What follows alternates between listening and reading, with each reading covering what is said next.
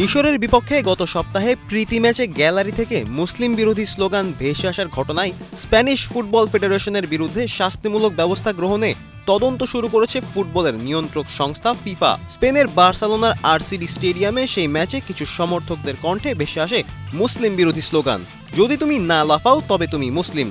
এই বিদ্বেষমূলক স্লোগান মুহূর্তেই ছড়িয়ে পড়ে বিতর্কে।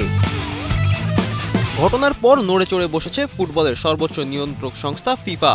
ভিডিও ফুটেজ, রেফারির রিপোর্ট এবং নিরাপত্তা দলের তথ্য খতিয়ে দেখে স্প্যানিশ ফুটবল ফেডারেশনের বিরুদ্ধে শাস্তিমূলক তদন্ত শুরু হয়েছে। শাস্তি হিসেবে বড় অঙ্কের জরিমানা, এমনকি দর্শক শূন্য স্টেডিয়ামেও ম্যাচ আয়োজনের মতো সিদ্ধান্ত আসতে পারে।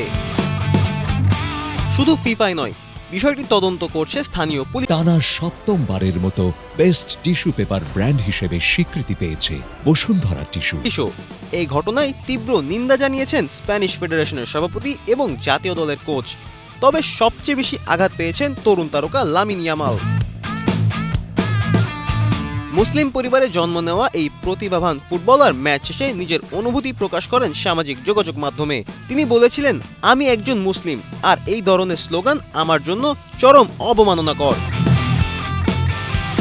ইয়ামাল আরও বলেছিলেন, ফুটবল আনন্দের খেলা, এখানে ধর্ম বা পরিচয় নিয়ে কাউকে অপমান করার কোনো জায়গা নেই। ফুটবল শুধু খেলা নয়, এটি সম্মান, ঐক্য আর মানবিকতার প্রতীক।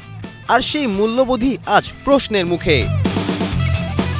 ফারদিন রেজা, কালের কণ্ঠ।